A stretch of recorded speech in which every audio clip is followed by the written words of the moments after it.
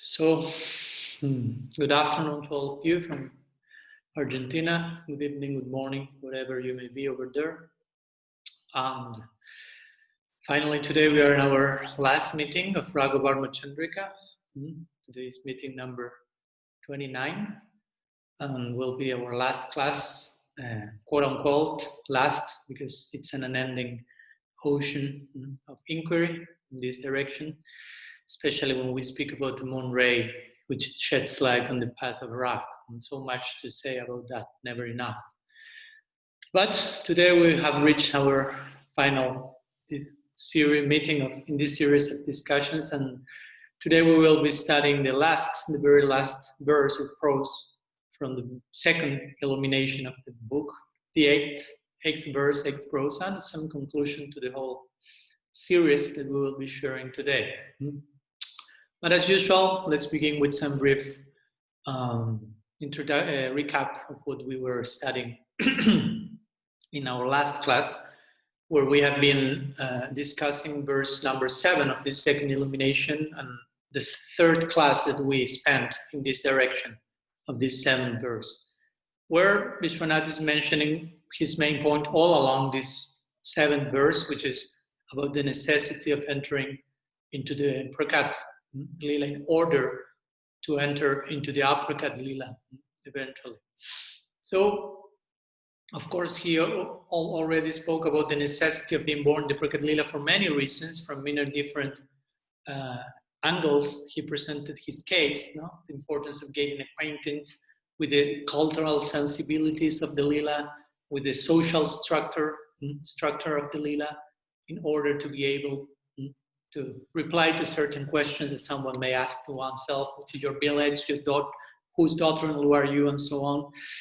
And this is an important point, because nowadays some Vaishnavas may take a very extreme position regarding some cultural sensibilities that they seem to interpret them as only part of Indian culture, some relative stuff that need to be done away with in order to present Krishna consciousness, if you will, in a more contemporary terms to a Western audience. And of course, in the context of preaching strategy, we can make some adjustments like our acharyas did with Bhaktisiddhanta Saraswati Thakur dressing with coat and shoes and so on, in order to present the preaching strategy, but at the same time understanding the eternal aspects of certain so-called cultural details, like wearing neck beads or tilak, which Vishwanath already labeled them as bhavanukul, something that may be favorable to one's own mood.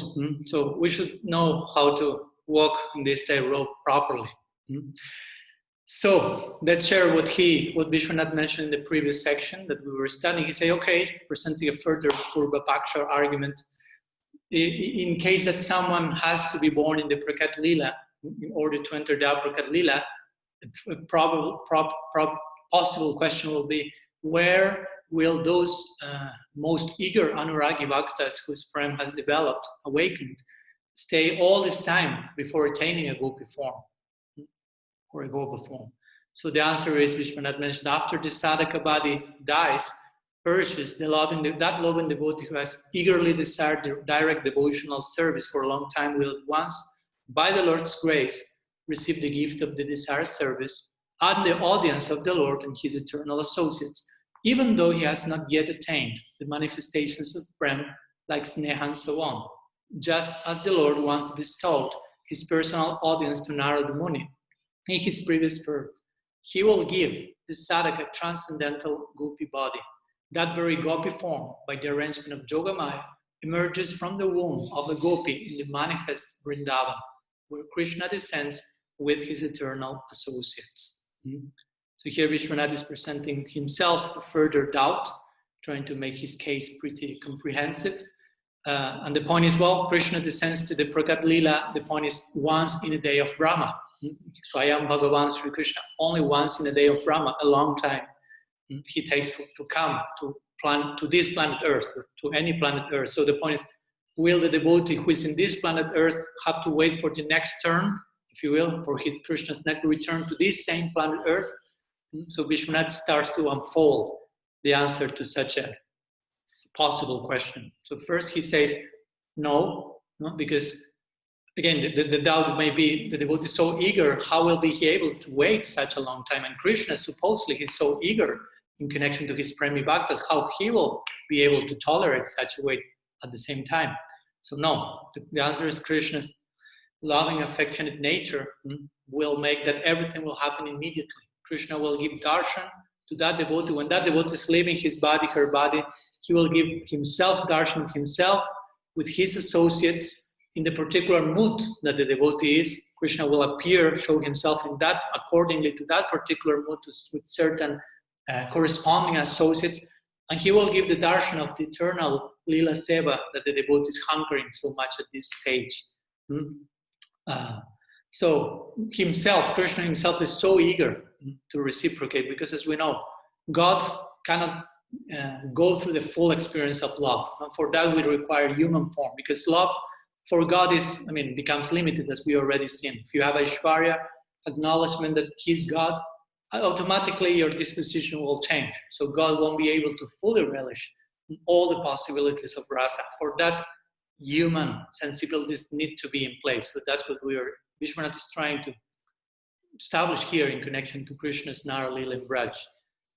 Nor less complex forms of life, not God himself is able to taste as God, as Narayana, Vishnu, the full range of love. Because again, those who love him as God will see their love limited by such designation. But if someone is loving God as Krishna, someone is loving Krishna as the Brajavasis do, immediately he will reciprocate in a very urgent, unique form. So here Vishwanath is giving the famous example of Narad Muni before becoming officially Narad Muni, his previous birth, so-called previous birth, even though he's considered Nityasiddha. So similarly, he says, as Narada was bestowed upon a transcendental body upon leaving his body, similarly, the devotee will take a gopi body. He speaks always in the context of gopi, kamanuga bhakti, remember, but it could be a gopa or gopi, deha, in the Prakad Lila. So we mentioned that. We mentioned the necessity, another point in the necessity of Prakad Lila is only Purva Rag can be experienced from the sadhaka's perspective, only this aspect of separation before meeting Krishna officially, in the context of someone who is after Kamanuga Bhakti. And the other types of separation in the context of Kamanuga Bhakti will be imbibed through the sadhu sangha with the eternal associates who already gone through or are going through in the Prakad Lila, that separation from Krishna. And also we shared the perspective, the vantage point of Sakya Bhav, sharing some trailer, if you will, of Guru Maharaj's book, Sakya Mandal. So we read how the Gopas, the Sakas, are going through the different moods of separation, and how important for the sadhaka who is after that mood to gradually get a feeling for such an experience as well, and what to speak of obtaining the personal association of such nityasiddhas. So in the context of Sakya Bhav, we mentioned two types of separation. Utkanta, which will be the parallel to the Purva Rag in romantic love, and Viyoga, which has to do with separation that comes after first meeting Krishna. Different types of union corresponding with that. Siddhi, the corresponding type of union after Utkanta. Tushti, the type of union after a short separation with Krishna, like the Gopas experience during dreams. And Sthiti, permanent, which means the union that they obtain after a long separation, like when Krishna goes outside of Raj and so on. Also, Guru Maharaj shared some 10 symptoms that come in this later form of separation. And all this necessary for the eventual permanent union with Krishna in the Aprakat Lila. Also, we mentioned the famous Brahma Vimohan Lila as an entry point for those who pursue Vatsalya Bhakti. So in this way, we have different windows, entry points of opportunity according to one's affinity. And the last part that Vishwanath shared in the 7th verse, he mentions there will be not the slightest delay in this, because the manifest pastimes, Prakad Lila, continue to take place without any interruption in one or another of the innumerable universes. Thus, the devotees endowed with Prem take birth from the womb of a gopi in that universe in which the Vrindavan pastimes are being enacted. When a sadhaka who has attained the full maturity of his practices leaves his body and experiences the manifestation of Prem, Krishna always appears before that devotee, accompanied by his associates. Therefore, all greatly eager Anuragi devotees, do not fear. Rest assured that all is auspicious for you. So we see here in the closing of this 7th verse, Vishwanath is further pounding the same post, further clarifying the answer to the previous possible question. What the devotee will have to wait? No, Krishna will give darshan right after he leaves this body.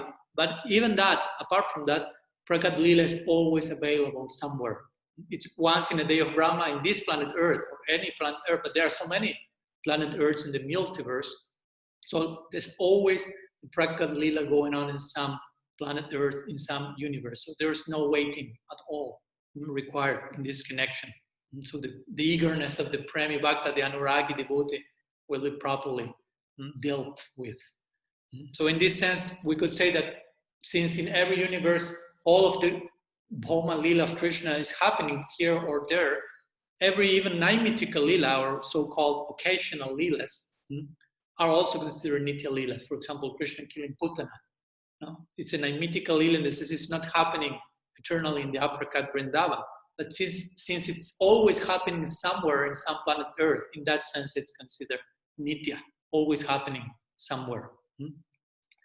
And also we shared some ideas in our previous class about the possibility of a parallel birth in Bhoma Navadvip, apart from the eventual entrance into Nitya Navadvip, and all these concepts being not actually overtly presented by the Goswamis, our Shastra Gurus. They did not speak openly about Nitya Navadvip, or maybe being born in the Prakat Lila in Navadvip, wherever Mahaprabhu is there.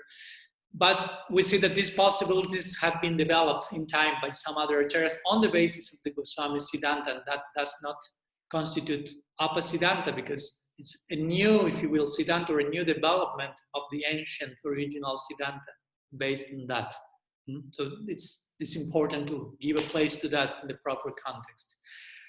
And well, we finished our previous meeting mentioning how this eternal Dham is not different even when it is located in another universe. This is stated by Krishnadas Kaviraj Goswami in Chaitanya Charitamrita. So since it's not difference between one Dham and the other, there's no need for the eager Anuragi devotees to worry at all. Vishwanath finishes the verse trying to give this support. You are situated in an all-auspicious situation. Therefore, he ended saying, "O greatly Anuragi devotee, do not fear, Masachaha. Rest assured that all is auspicious for you." And of course, this directed to the premikas who want to enter the Prakat Lila, but it's not only applicable to them, but also to us as sadhakas. But of course, what to speak of premikas. But even in the case of sadhakas, do not fear, rest assured, your situation is all auspicious. If you, of course, are humble, appreciate the opportunity that has extended to you, are careful not to engage in aparadha, and so on. So in one sense, the book concludes here in the 7th verse, but still we have one more concluding verse, the one we will see today, which is kind of a closing of the whole treatise and some reflections, some brief recap, and so on. So today we will be studying this 8th verse, prose, which will constitute the concluding words and certain prayers and invoking of blessings from the part of Vishwanath. And this will be the last class of our series, so we will conclude our series today with that. So I will share with you the first part of this 8th verse or prose, and I will read it aloud. It says like this. O Gokulananda, O enjoyer of amorous pastimes, you are like a honeybee, attracted by and always relishing the beautiful and fragrant budding flowers of devotion, wherever they are found. You are the embodiment of bewilderment and omniscience. I offer my obeisances unto you. So, 8th verse. We are reaching the end of this Raga-vartma-candrika, and here in this final section, Sri Vishwanath is offering some, or will be offering, not only in this first part, but along this 8th verse, some concluding prayers, as I mentioned, some invoking of Asirvad of blessings, and he will share some brief remarks, recap in connection to what he has already presented in his Raga-vartma-candrika, some final pounding the post of his main points. So first of all here, what we see here, he's offering his pranam to his personal Istadevata, to Sri Hari Krishna's Sri Gokulananda or Sri Radha Gokulananda Ji. So his pranam. Pranam means not only like a formal gesture, if you will, or mudra, like pranam, namaste, like just a superficial thing, but the very essence of pranam has to do with offering myself. Namaha means not me, but you. I offer myself to you, not the opposite. And pra means in a very special way, a very special type of offering of respects. Actually, it's not offering of respects in this case, but offering my whole life as Puspanjali, as flower petals to the feet of my Istadev, of my favorite deity, my chosen Prabhu, if you will. So pranam has to do with, sometimes the definition of pranam is to be attracted by the qualities of the object of my pranam, to be attracted by his qualities, to offer myself at his feet or her feet, to remember her glories and pray to him, to her. This is the purpose of pranam. Again, it's not a formal, bureaucratic expression, social status quo code, but it's something born out of attraction, wanting to attract certain mercy, to offer myself, to become absorbed in the attributes of the object of my affection, and to ask for blessing and pray to them. So that's pra, a very special type of offering ourselves, full of saranagati. So here Vishwanath is directing himself to Sri Gokulananda Ji. Sri Gokulananda is the Istadev of Vishwanath Chakravarti Thakur, and it is said that it manifested, some brief words about the story of Radha Gokulananda manifested to Vishwanath at Sri Radha Kunda.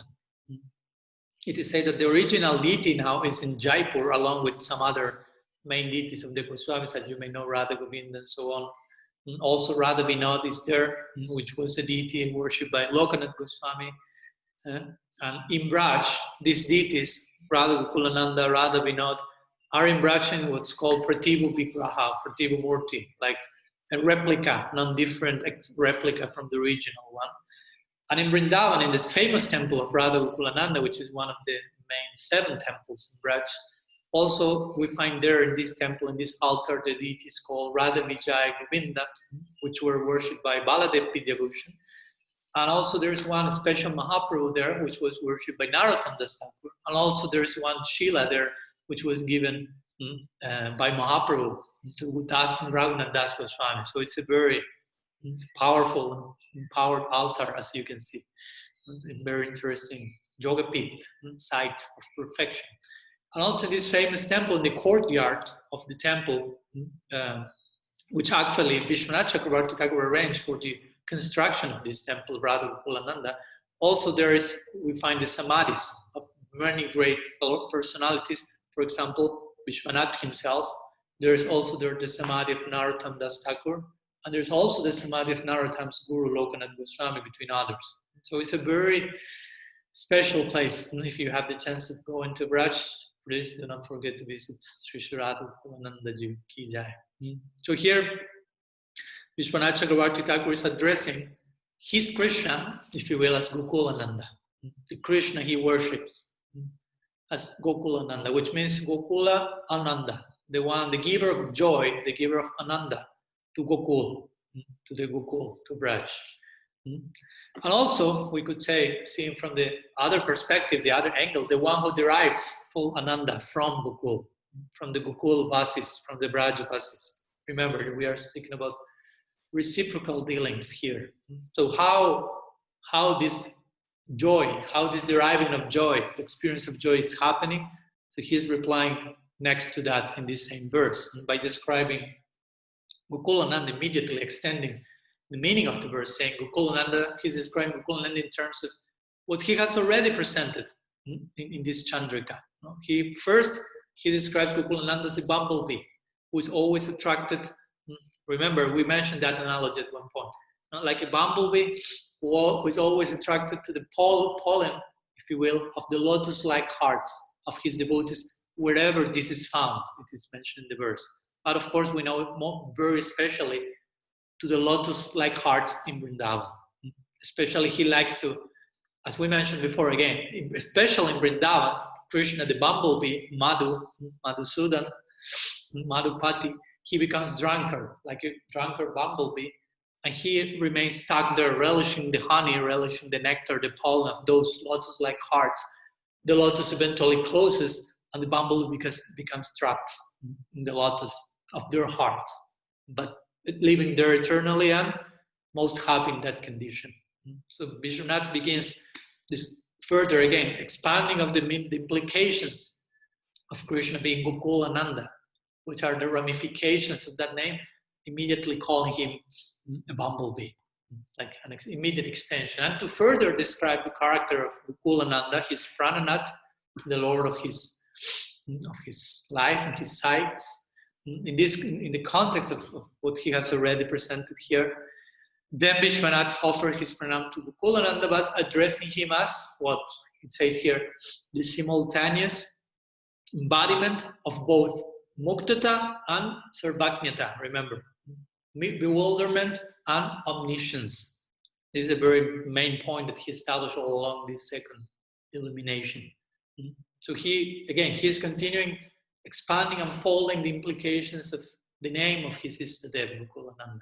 So with this, what is he's implying? Basically, he's praying to him. Again, this 8th verse has to do with Vishwanath presenting himself in a very humble mood, as a falling soul, as an aspiring devotee, even though he's a full-fledged Siddha. But he presents himself for our edification, instruction, in the humble mood of someone considering himself a conditioned soul.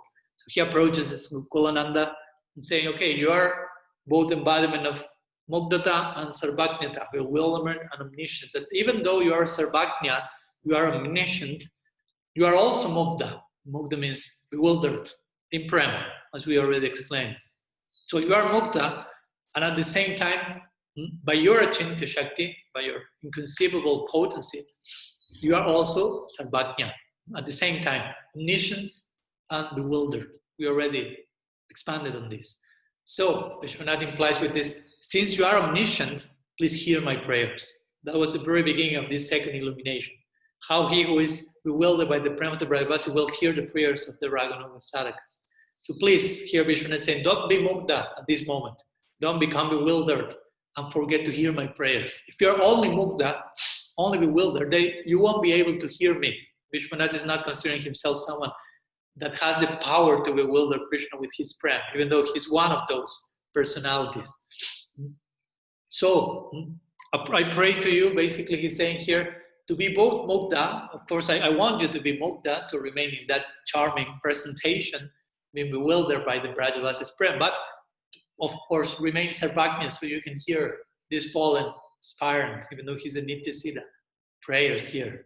So in this way, you will know my heart, you will know my prayer, you will be able to fulfill my addressing here, the purpose of this whole treatise called Raga-vartma-candrika. So somehow or other, we should become inspired by his prayer, and we should try to enter into a mode of prayer. Prayer, trying to address Gokulananda, our Istadev, Sri Guru Vaishnava, in this similar way. So, in this way, Vishwanath here is offering, as we mentioned, his pranam, his flower-like pranam, his puspanjali pranam, revealing his own heart in a very exemplary way, following the lead of Shikshastakam's 3rd verse with that exemplary humility, modesty, and so on. So also Vishwanath here is revealing what the desired goal of the Raga-nuga sadhaka is in general. By directing to Gokulananda, by invoking his situation in Vrindavan, how he's affected, bewildered by the Brajavasi's prem. All this constitutes what? The prayojan, the sadhya, the goal to attain in the context of the practice of the Raga mark. So in general way, he has done that here. And this has been, of course, clearly described along this book, which is the the desired goal in general for the Raga Bhakta, Sri Krishna in Braj, Gokula Nanda. That's the name of Krishna in Braj, not somewhere else. No? And Sri Krishna in Braj is the goal, being especially bewildered again by the love of the Brajavasis, while also remaining omniscient in an inconceivable way to hear and reciprocate with the anxious, eager prayers, hopefully eager prayers of his Raganuga sadhakas, which is not Vishwanath, it's us.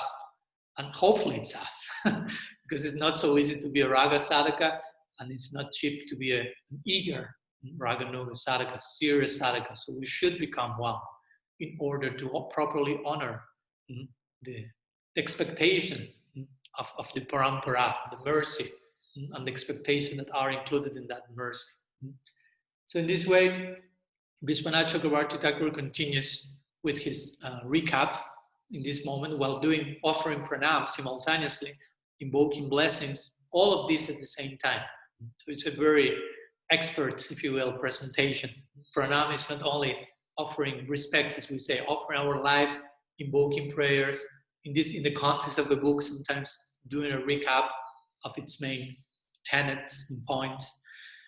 So then, in the next section of this 8th verse prose, Vishwanath will continue with his request, but he will make his request even more specific in the context of his ultimate desire.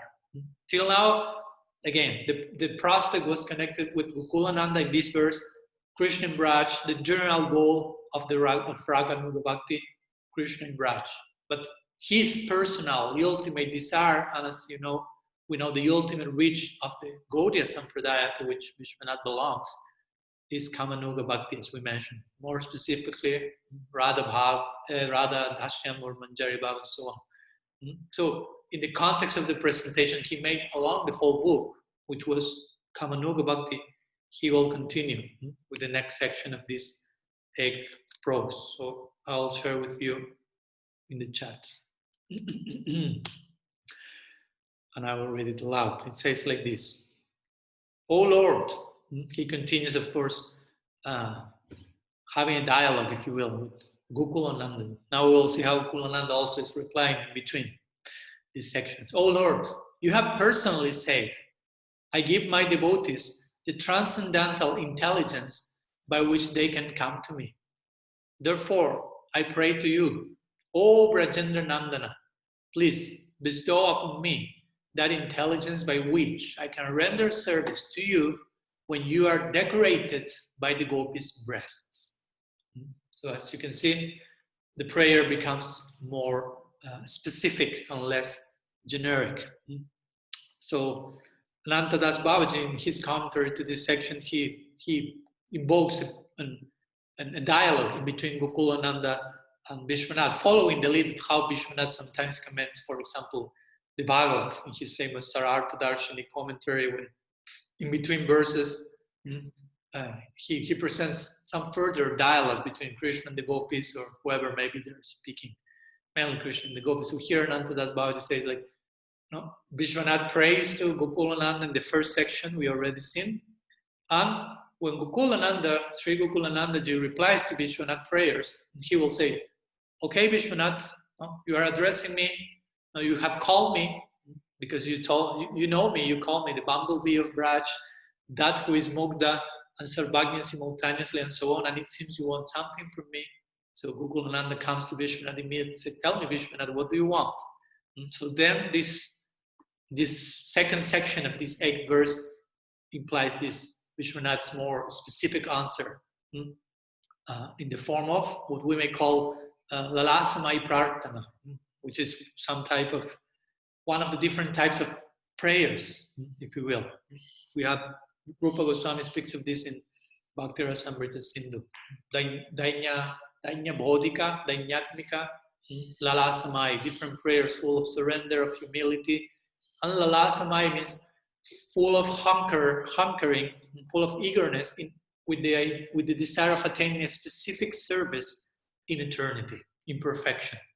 So here Vishwanath is praying in that connection. Prarthana means prayer. So here Vishwanath is saying to Gokulananda, in reply to his question, I want to be inspired in such a way that I, Vishwanath says, I may attain the service, your service, Gokulanandaji, when you are decorated by the gopis' breasts, which means by the gopis' embrace, basically. But you are close to them. He's giving context, if you will, to his prayer. And with that, he's, of course, delineating, describing the nature of his personal prospect, personal situation. But before saying this, actually, interestingly, Vishwanath is giving support to what he's about to ask, if you will. He's giving support to his extraordinary request. And what does he do? He invokes first the text. Here he's quoting one part of that, and it's a verse or a line from a verse from a text that generally may not be so connected by some people or even devotees with this highest, the ultimate expression of Kamanuga Bhakti, Raganuga Bhakti, and which is the text from Bhagavad Gita. So generally Bhagavad Gita is seen as a more introductory text, of course, in comparison to texts like Srimad Bhagavatam and Chaitanya Charitamrita. But at the same time, Vishwanath is quoting one verse from the Gita. Now we will go into that verse in detail. In the context of he himself asking Gokulananda, give me the position of being a maidservant of Radha in the context of Kamanuga Bhakti. So Bhagavad Gita must have something to do with all this. So as we will see, Bhagavad Gita is speaking also about the ultimate reach of the Raga mark. Although it may do so in a cryptic way, in a seed-like form, which eventually will flourish, blossom in the form of the Bhagavad, and continue blossoming even further in the form of Gaur Lila, Goswami Grantha, so on. So here in the context of Vishwanath asking Gokulanandaji he says in the beginning, give me the intelligence to attain you in Kamanuga Bhakti. I want to find you in that particular situation when you are being decorated, ornamented by the embrace of Sri Radha, the gopis. So in that context, to give support to his addressing and to his request, Vishwanath is quoting a famous verse from the Gita. One line from this famous verse, which is the third verse of the 4 verses that are considered the essential verses of the Gita, or sometimes called Chatur Shloki, which are 4 verses. The Bhagavatam also has a Chatur Shloki coming in the 2nd canto, 9th chapter. And in the Bhagavad Gita, the Chatur Shloki Gita is present in chapter number 10, Vibhuti Yoga, in verses 8 to 11. So this is the the 3rd verse of the Chatur Shloki, the 10th verse from the 10th chapter of the Gita. So Krishna, what is Krishna saying there to Arjuna? The samsatata yuktanam bhajatam pritipurvakam dalami buddhi yogamtam yenamam payantite. Very famous verse. Basically translation, Krishna saying to Arjuna, to those who are constantly devoted, who worship me with love, I give the power to them, the power of discrimination by which they come to me. He's saying that. So in that context, he's asking Gokulananda, give me that power of discrimination, give me that intelligence so I can go to you. So this is a very important verse in many levels.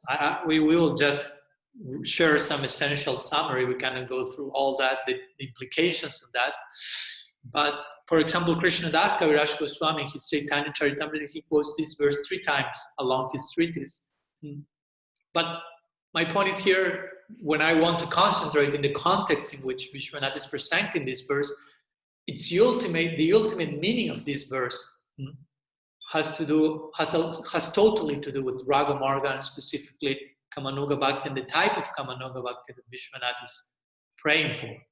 And this has been especially revealed in the commentary of Srila Siddhar Maharaj. Srila Siddhar Maharaj, he composed a commentary to the Gita, and actually he only wrote commentary to a few verses, maybe maximum 20 verses in all the 700 verses of the Gita. But special commentaries, for sure, to special verses. These 4 Chatur Shloki is the main section of his commentary. Also, Sarvadharmam Parityaja verses in chapter 9. And all of his commentaries mostly has to do with revealing a pretty hidden and esoteric intention of Krishna once speaking the Gita, and how all that connects to his love for the gopis, Radha, and so on.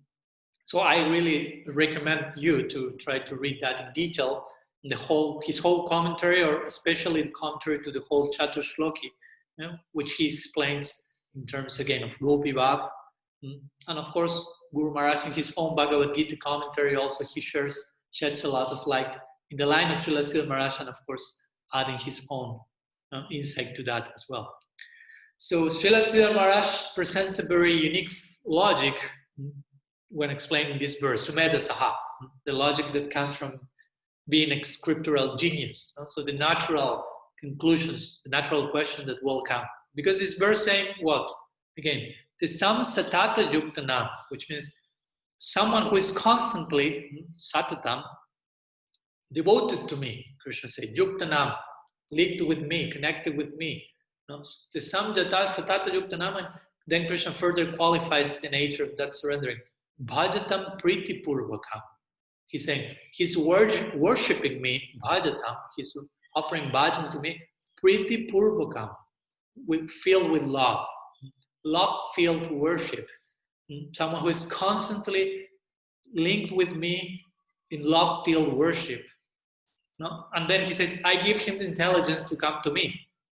So the last section may be contradictory, at least it was for Srila Sridhar Maharaj, on one level, of course. So he asked himself, what's the necessity for such a devotee who is constantly devoted to Krishna, worshipping him with full of love? What's the necessity for such devotee to have power of discrimination, buddhi yoga in this case, or even attachment for Krishna in terms of rasa, when this attachment is the very basis of the constant loving worship that they are already performing? Do you follow the point? So what type of intelligence needs to attain him if the person already, it seems, attained Krishna because it's loving, worshipping him constantly, etc. So Srila Maharaj on that basis writes his commentary. Says, actually, when Krishna is saying this, Krishna is speaking about the gopis in particular. Because also there is a connection between this fourth Chaturshloki and how Srila Maharaj connects the verse in his commentary. We don't have time for that now. But Krishna in this verse is speaking about the gopis in particular, and as he's flowing to this verse from the previous one, which speaks about Ramanti. Ramanti has to do for Srila Sridhar Maharaj with conjugal love and its implication. Tusyanti cha Ramanti cha. Ramanti, Madhurya Bhav, Parakiya Bhav in particular. So the point is, if this is speaking about the gopis, in which sense the gopis are going to Krishna in relation to what the verse here seems to say? Because the gopis are the ones who have attained Krishna more than anyone else. So in which sense they are going to him? So Yenamam upayantite. So the crucial word here is upayanti, according to Srila Sridhar Maharaj. They go to me, they come to me. So upayanti in this case, Srila Sridhar Maharaj says, has to be translated as upapati. Upapati. Pati means husband, but upapati means lover, like paramour love. So the internal meaning of this verse, Srila Sridhar Maharaj will say, actually Krishna is saying here, for those who have the eyes to see, like Srila Sridhar Maharaj, the ears to hear, for those who have already connected to me as a wife, if you will, on that level of romantic experience, Ramanti, I will give those personalities a special inspiration to come to me as lovers, as partners, as upapati. Because again, we know the gopis who are in Parakiya Bhav are not able to meet with Krishna publicly at any moment. If there were like a queen in Dwarka, they are not married officially with Krishna. So they need to be inspired to be able to meet with Krishna without their parents and husbands seeing them. How to meet with Krishna in the dead of the night, every single night, going for Rasa Lila in a secret way, or in the every midday, the Nitya Lila, in Radha Kund, and so on.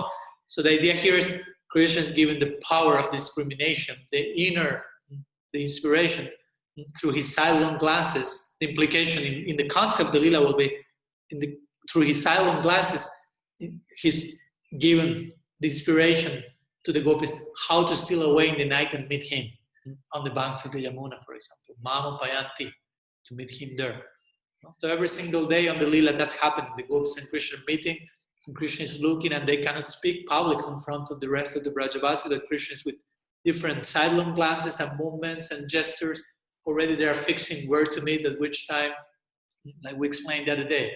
Krishna is looking at Radha, and he has a lotus, and he takes the lotus and closes the lotus, like implying, in this night I will see you. When the lotus are closing themselves at night, that will be our moment of meeting, because before that, only through the eyes they are having a dialogue. When I will meet you, will I meet you today? Yes, today at night, and further details will be in place there. So, going back to Vishwanath Chakravarti Thakur and his own plight and prayer, Vishwanath, then he's praying here to Gokulananda.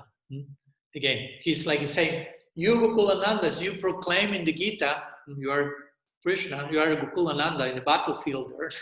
So kindly, in the same way you are inspiring the gopis to meet you in the dead of the night in a particular way, kindly also give me the intelligence through which I can attain your service as you are adorned by the gopis' breast, which actually implies Manjari Bhav, the service of Radha, but the service of Krishna at the same time, of course, by uniting the two of them.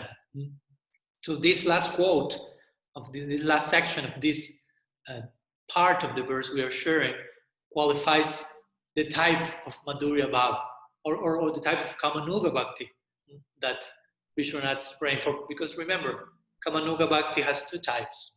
Sambhogecha Mai Kamanuga Bhakti and Tat Tat Bhavichatmika Kamanuga Bhakti. So Sambhogecha Mai refers to those paramour lovers, gopis in Prakiya Bhav, which want direct relationship, direct union, enjoyment with Krishna. While Tat Tat Bhavichatmika Kamanuga Bhakti has to do with serving the heroine, the Nayika, who has the greatest experience of union with Krishna and experience that experience in a vicarious way. In this case, becoming a maid servant of Sri Radha. So that's the type. This later is the type of Kamanuga Bhakti that Vishwanath is asking for. Tat Tat Bhavichatmika Kamanuga Bhakti, or in other words, as I said, Manjari Bhav, Radha Dasyam. But again, Vishwanath here is praying in the mood of a sadhaka.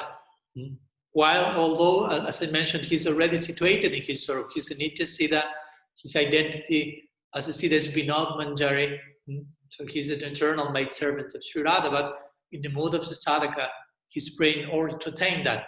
That we see in all our acharyas, Rupa Goswami, in his Utkali Kavalari, Raghunath Das Goswami, his Vilapa Sumanjali, and so many other books. They are praying to Radha and Krishna, give me your darshan, let me attain your eternal service, although they are eternal servants. But they are fully imbibed in the mood of the sadhaka, and we should take advantage of that according to our corresponding affinity. So in this way, Vishwanath is concluding this section asking, Gokulananda, give me the opportunity to serve you in that moment, specific instance, that frame where you are adorned by the gopis' breasts.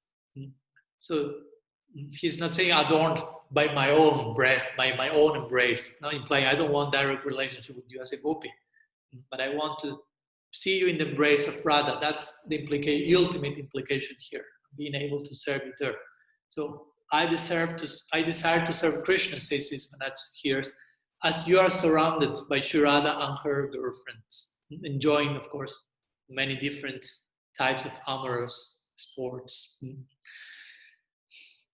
In this connection, also, we can share also, I will take some extra minutes today. It's been our last class, so I hope you are prepared for that. Just mentioning. Also, in this connection, we could give another, if you will, secret or hidden meaning to the name of Gokulananda, okay, which in general word has to do with Krishna, the giver of joy, to Gokul, or the one who derives joy from the Brajavasis, but it's not in one sense speaking specifically about a particular relationship. But now we are speaking in terms of the Kamanuga Bhakti Vishwanath is looking for. So Gokulananda can have also translated for that.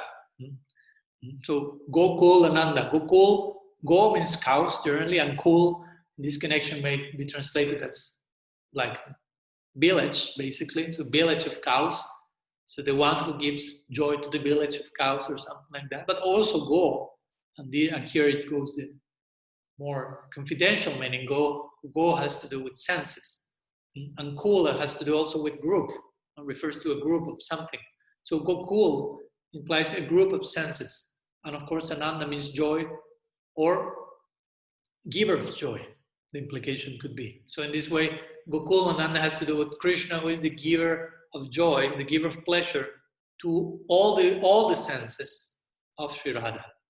That's the ultimate interpretation of Gokulananda for someone in Manjari Bhav, or of Govinda, the one who lives for the sense enjoyment of who? The one who protects the senses of who?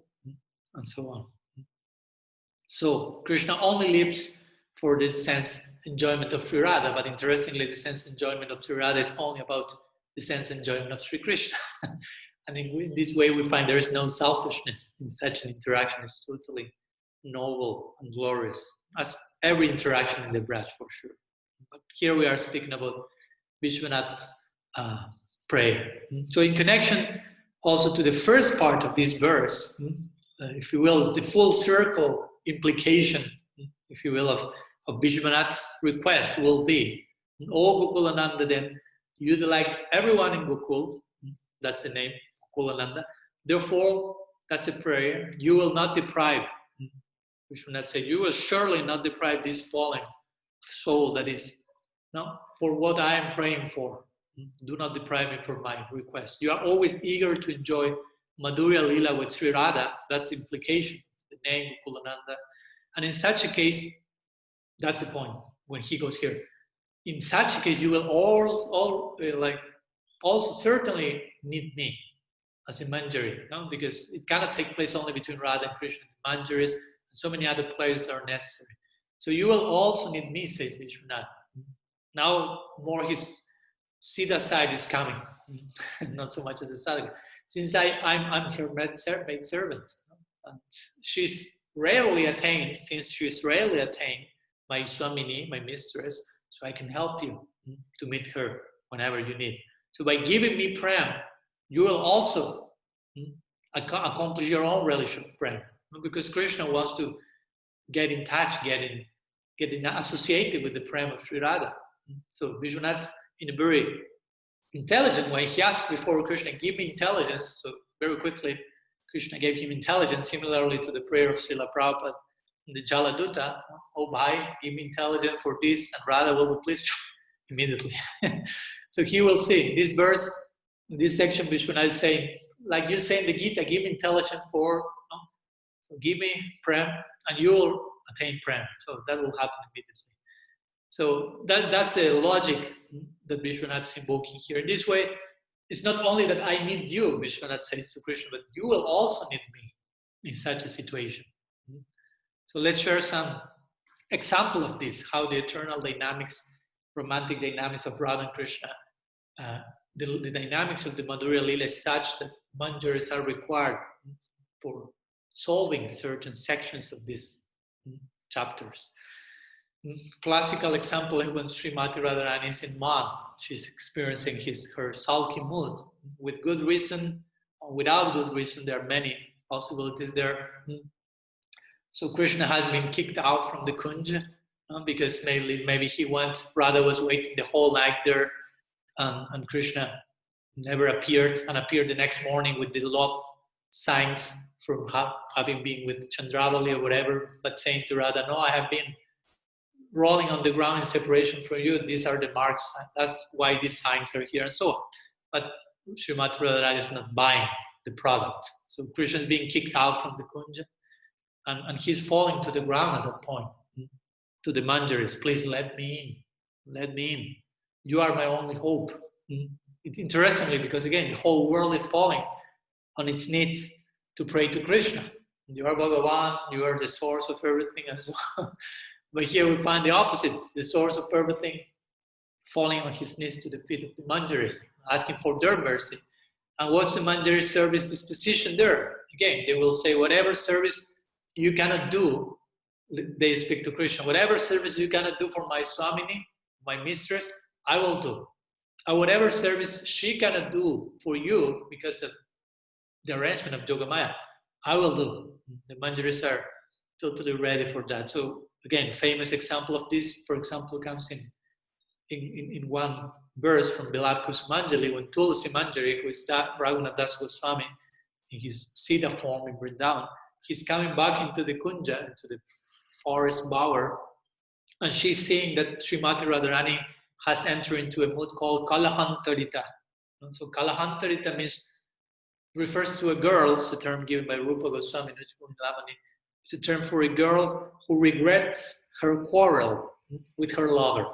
They have been quarreled, she has been in man, the hero has been kicked out from the Kunja, but she's now regretting the quarrel. So she's eager to meet Krishna again. And so Tulasi Manjari is seeing this. So she's telling to Srimati Radharani, oh, Krishna is now has been pitifully praying to me, falling on his knees to enter the Kunja to receive the treasure of your affection. So why are you angry with him? So Sri Radha is now revealing the reason. So she's saying, Lalita told me to. So now an interesting point comes here, one of the aspects of the role of Lalita Saki. They say that one of the names of Sri Radha is Lalita Biti Manini.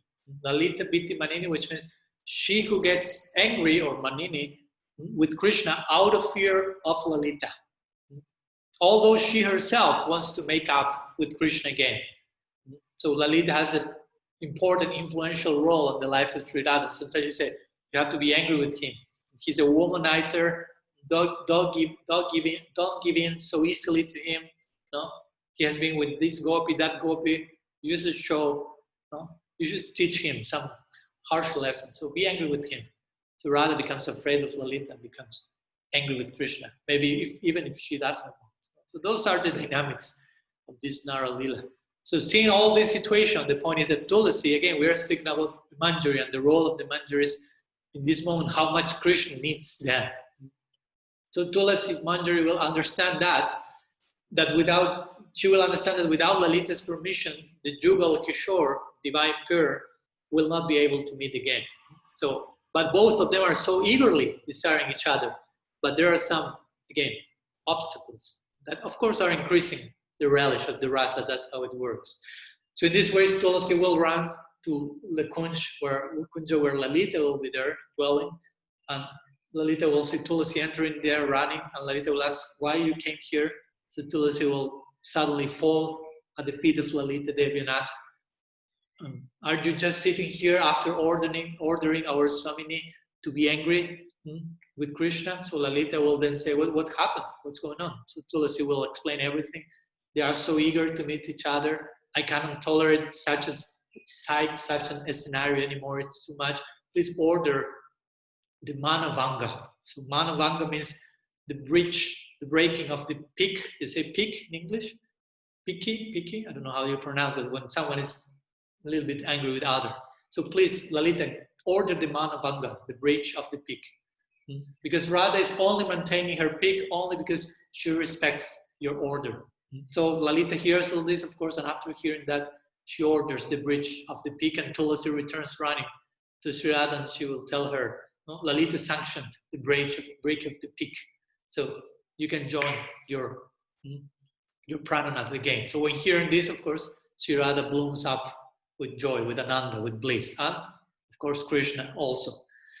So in this way, Krishna will need, and Radha of course as well, both of them will need the Manjaris in order to further nourish their union. So in this way, after stating his own personal aspiration in this section of the verse, and simultaneously, as we see Vishwanath simultaneously pointing to the highest reach of the Raga Marga in terms of Kamanuga Bhakti, and more specifically Radha Dasya, then we'll go to the last section of this 8th verse. Vishwanath then will conclude his treatise basically by doing some further recap about how this Raga Marga and its goal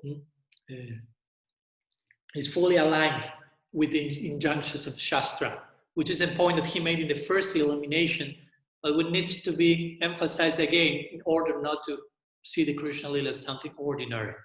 Although it may seem externally awkward, again, we are speaking here now at this point about conjugal love in the life of the Absolute.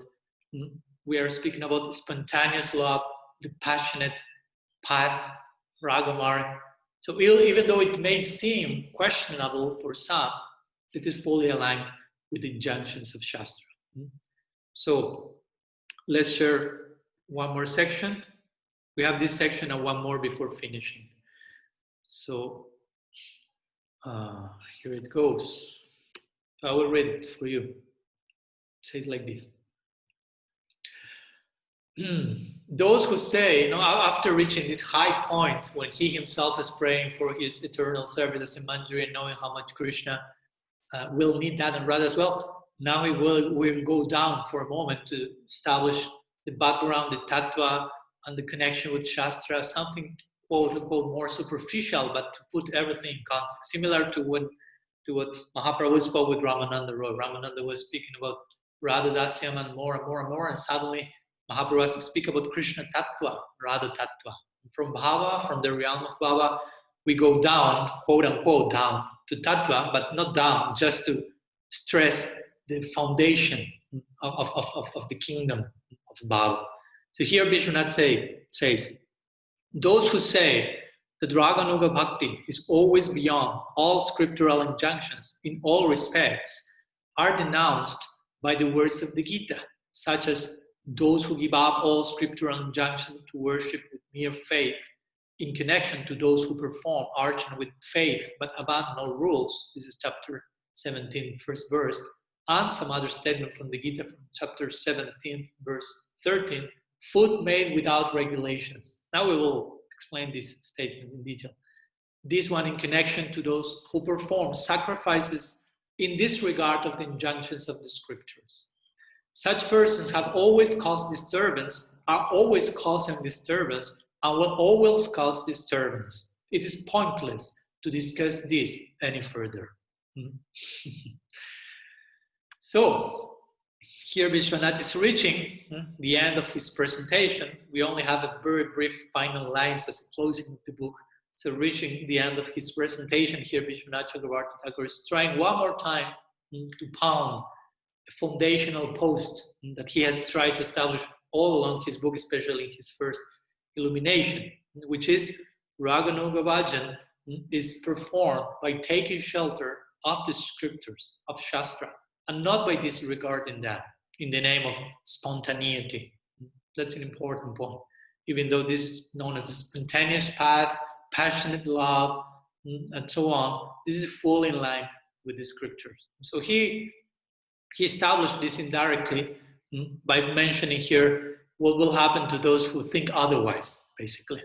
He's saying here, they are denounced, such a people who think that Raga Marga is totally disregard scripture totally. Such people is denounced and condemned in all respects by considering, why? Because they are considering the most refined ideal, the most noble attainment to be something immoral, to be something disconnected from revelation, and therefore such people will actually violate scriptural injunctions.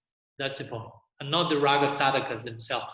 Those who criticize Raga sadhakas are criticizing Shastra, because Raga sadhana is fully aligned with Shastra. Because if they consider Raganuga Bhakti, to consist in activities that are whimsical, that are independent, and not dependent on Shastra revelation, they won't attain anything. Krishna himself is saying that in the Gita, Shastra vidinotriya vartate kama karattaha nasasrim nabapnati nasukamna paramgatim. Those who disregard scriptures, injunctions of revelation, and act in a whimsical way, in an independent way, they do not attain nasasidim nasukamna paramgatim, not attain happiness, perfection, nor the supreme goal. So they do not attain anything, just big headache. So basically, those who criticize Raganuga sadhana, which is fully aligned with Shastra, they won't attain anything. So this verse is a context for the 2 Gita verses that Vishwanath has shared in this section as Shastric support. He shares brief lines of 2 verses from the Gita as we see them, from the 17th chapter, verse number 1, verse number 13, which speaks about the divisions of faith. So the first verse, he quotes from first verse from the 17th chapter, which comes after the previous Gita verse, the one that I quoted myself just now, the one who disregards scripture is not obtaining anything. That's at the end of chapter 16. But in this Gita verse, the beginning of chapter 17, Arjuna is asking to Krishna. He's saying, what is the situation of those who do not follow the principles of scripture, but worship according to their own imagination, either in goodness, in passion, or in ignorance? And, of course, Krishna replies in the second verse that we cannot quote, which is at verse 13. Of course, he replies in many verses, but this is the one that Vishwanath has chosen. So, as the second verse he provides in this section. And Krishna replies to this question, any sacrifice performed without regard for the directions of scripture, without distribution of prasadam, without chanting of Vedic hymns and remunerations to the priests, and without faith, is considered to be in the mode of ignorance. So basically the reply to the original question is tamasic, tamas. No? Someone who disregards Shastra and acts whimsically, that has to do with tamaguna, that dismissal. But interestingly, for a minute, let's analyze these verses before finishing. In the first verse that Vishwanath's quoting here, Arjuna is asking something. He mentioned 2 contradictory things, actually. He's saying, someone who is, he says what? What is the situation of someone who is not following the scripture, giving up scriptural injunctions, but worshipping, actually the translation sometimes worshipping with faith, but according to their own imagination. So you can say how that fits together. How can you worship with faith and give up the scriptural injunctions? These are contradictory. Why? Because real faith never causes one to give up the scriptural injunction, but actually is based on those injunctions. And that's what we call Shastriya Shraddha. Our faith is based on Shastra and revelation.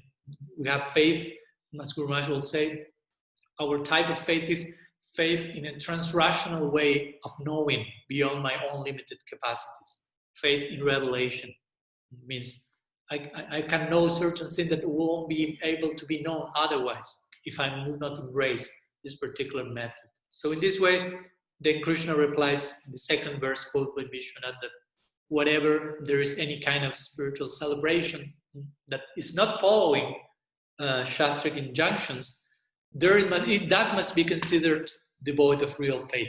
And that should be called a so-called, if you will, celebration in the mode of ignorance. That's not celebration at all. It's tamaguna is leading the way. So these verses actually show how disregard for Shastra constitutes tamas.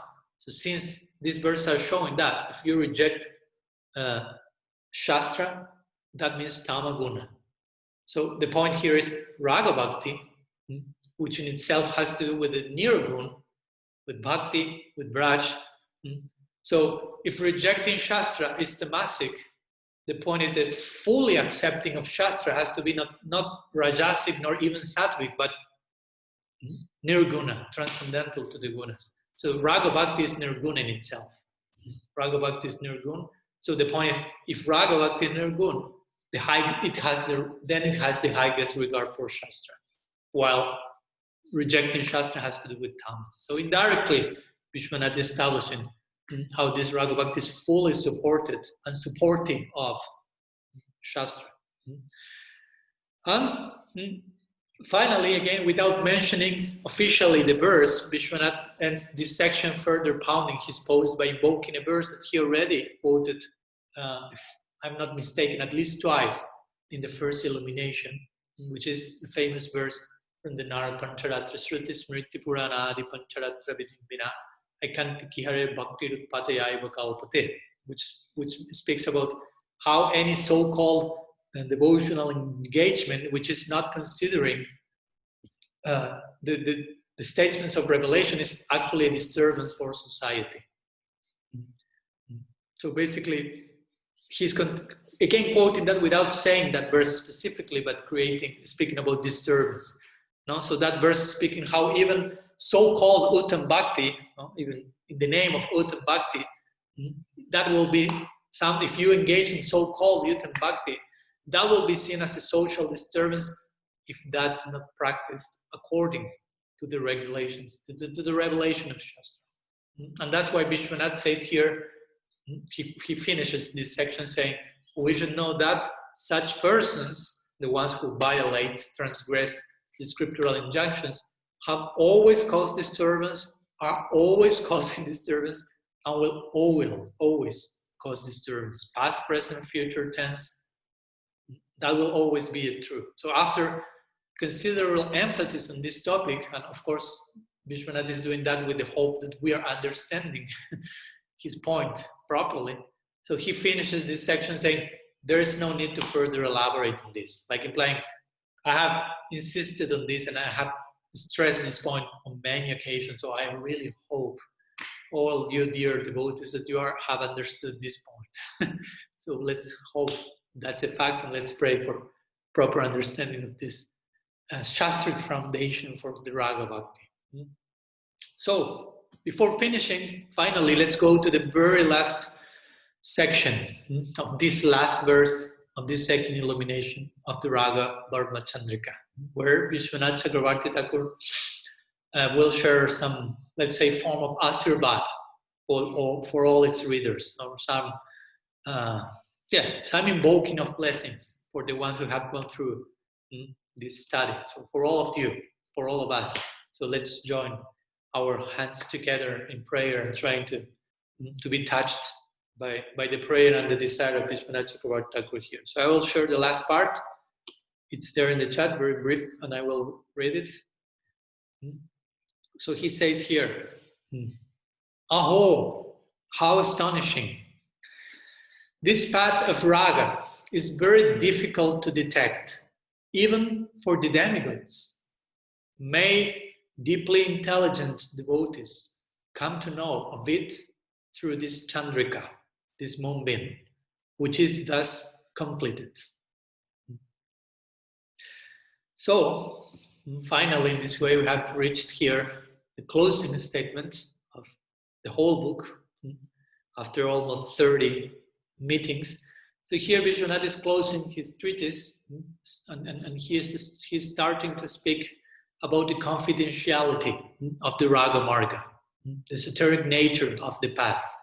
Again, remember, we are speaking about God at home, God forgotten that He's God, totally overwhelmed by the prem of the Brajavasis. I mean, this is totally unheard of outside of Gaudiya circles. So it's pretty confidential, pretty esoteric, big, great esoteric nature of this Raga path. Apparently ordinary, but supra-extraordinary. It seems prakrita, but it's aprakrita. And so he wants to make this point. How difficult is this path is that this path can be appreciated, even, he's mentioning, for topmost intelligent people in this multiverse, like the Devas. They are the topmost people with high degree of sattva, very refined, cultured personalities, but it goes above their heads. So, of course, the implication is how fortunate we are here, humans, being born in this Kali Yuga, but being touched by the gift of Sriman Mahaprabhu and the extension of that gift in the form of parampara and the possibility of having a glimpse of this Raga Marga, started to appreciate that and so on. That's the point he wants to make. How fortunate I am to be in the midst of this undeserved gift. Because again, how can we grasp the Raga Marga, such an extraordinary prospect that can be only grasped by the mercy of the sadhu? The sadhus are the ones who will give us real intelligence, as we mentioned, to embrace it. And that's Sumedha Saha, as the Bhagavatam is saying. Jayantihi Sumedha Saha. Those who worship, who participate in the Harinam Sankirtan of Sri Gaur Sundar in this Kali Yuga, they have to have, in order to be really members of that group, they have to possess a refined theistic intellect, which comes, and this is not intellectual, material capacity, is that intelligence, as we spoke before, Krishna giving intelligence in a particular way, Sumedha Saha, refined intelligence which comes as a byproduct of Bhakti Sukriti. And Bhakti Sukriti means the result of getting in touch with Sadhu Sangha in a proper way. So, to those blessed Raga Bhaktas, Vishwanath is extending an Asirvad here. Asirvad means a blessing. He's praying for some blessing, but he's not praying now for himself mainly here. He already prayed for himself and his own goal and prospect, and now he's extending the prayer and the blessing for whoever is reading this Raga-vartma-candrika, to all of you, to all of us. So to those Raga sadhakas who has such a blessing, he's saying, may those intelligent devotees who has been blessed by Bhakti Sukriti and thus they can appreciate the nature of this path of some degree of another, those devotees who are threading the path of Raga Bhakti, may they find their way on the path, because we have to find our way. We may be on the path, but we have to find our way in the path through the diffusion of this Raga-vartma-candrika, to the diffusion of this moon ray, this moonlight on the path of Raga. So that's the implication with this. Now, if others take advantage, also he's applying that for himself. If others take advantage of this moonlight, of this presentation I'm given, or I have given, I'm finishing here, I will consider my endeavor successful. Again, he doesn't need to do that for himself. He doesn't need to see that. So in one point, he's doing that for ourselves. We should feel like that. We should feel that indebtedness towards someone like Vishwanath Chakravarti. He's praying for us here, even though he may not know our specific names. But he's praying for all the Raga sadhakas who are entering in touch with his Chandrika. May they be blessed. So we have Vishwanath on our side, his prayers on our side. We're so fortunate. So remember, in our first class, some little full circle here, in our first class, when we were explaining the meaning of the name of this book, Raga-vartma-candrika, we mentioned that in the same, just as a traveler can easily find the way, his way, her way, when the moon rays illuminate the path, if the path is quite complex, difficult, inaccessible, and Raga Marga is quite a complex path, very confidential.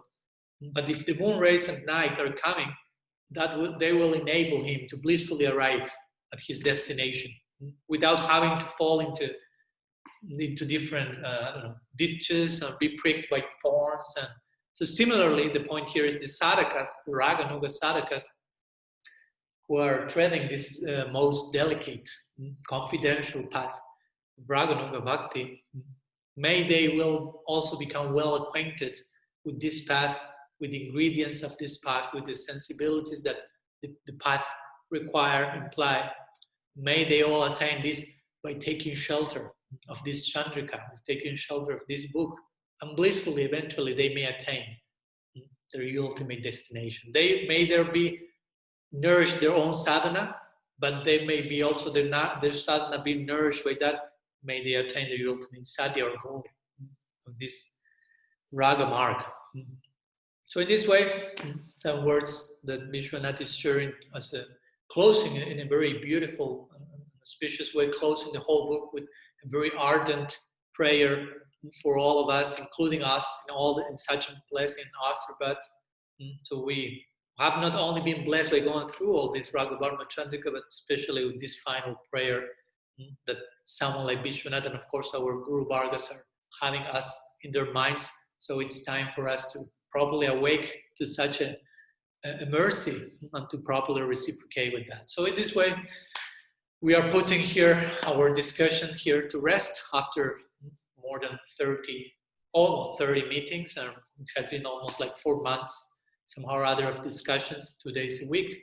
So we put here our discussion to rest, praying in this way, in the same way that Vishwanath is praying to us.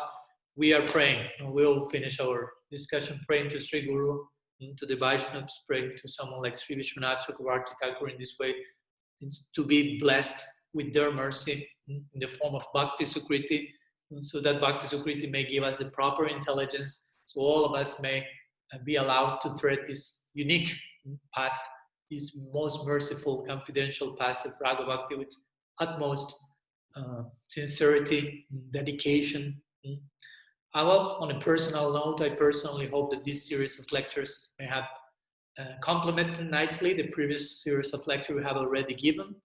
May have also, hopefully, this experience of Raga-vartma-candrika may have invoked such blessings that we are speaking here in all of you, in your life, in your experience as a Raga Bhakta.